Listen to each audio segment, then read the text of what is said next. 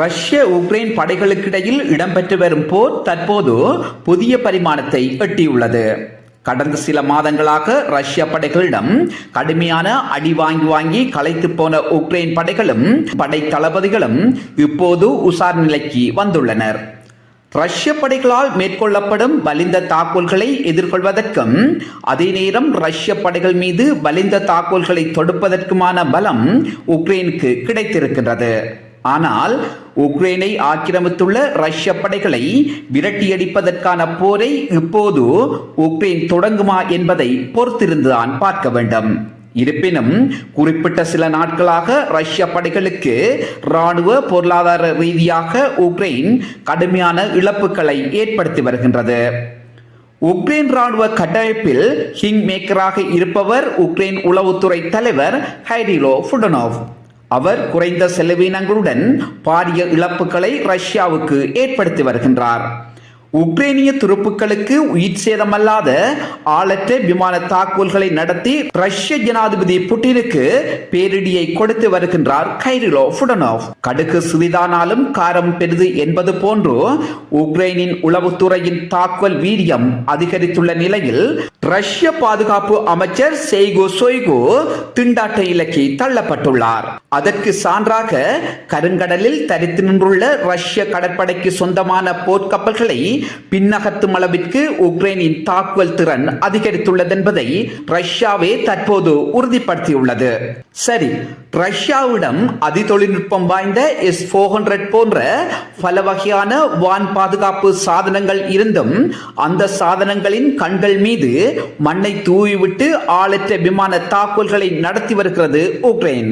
Ukraine படைகளின் முன்னரங்க நிலைகளிலிருந்து சுமார் 600 kilometre தூரத்தில் உள்ள அக்துவின்ஸ் விமான தளத்தின் மீது ஆளற்ற விமான தாக்குதல் நடத்தி ரஷ்ய போர் விமானம் ஒன்றை தீக்கிரையாக்கியுள்ளது உக்ரைன். ஒரே இரவில் நடத்தப்பட்ட ஆளற்ற விமான தாக்குதலில் ரஷ்யாவுக்கு சொந்தமான Su-57 ஸ்டெல்த் போர் விமானம் முதன்முறையாக தாக்கப்பட்டுள்ளது. இது உலகத்தின் இரண்டாவது வல்லரசுக்கு ஏற்பட்ட மிக பெரும் அவமானம். உக்ரைன் ராணுவ உளவுத்துறை EUR வெளியிட்ட தகவலின்படி வெள்ளிக்கிழமை இரவு அக்துவின்ஸ் விமான தளத்தின் மீது நடத்தப்பட்ட ஆளற்ற விமான தாக்குதல் மூலம் அந்த போர் விமானம் சேதமாகி உள்ளதாகவும் அது சேட்டலைட் புகைப்படங்கள் மூலம் உறுதிப்படுத்தப்பட்டுள்ளது.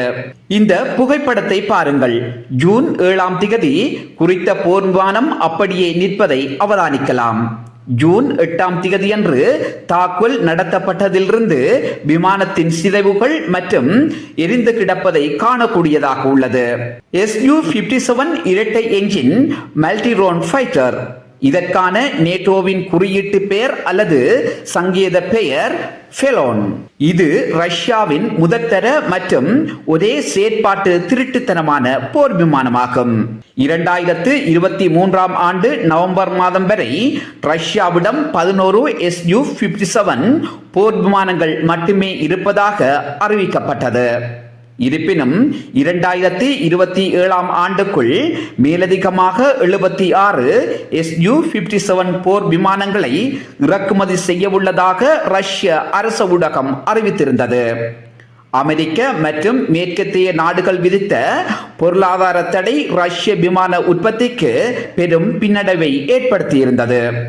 Su-57 போர் விமானம் உக்ரைனின் வான் பாதுகாப்பு சாதனங்களால் சுட்டு வீழ்த்தப்படலாம் என்கின்ற அச்சத்தில் குறித்த விமானத்தை நீண்ட காலமாக ரஷ்யா பறப்பில் ஈடுபடுத்தவில்லை என ஊகிக்க முடிகிறது.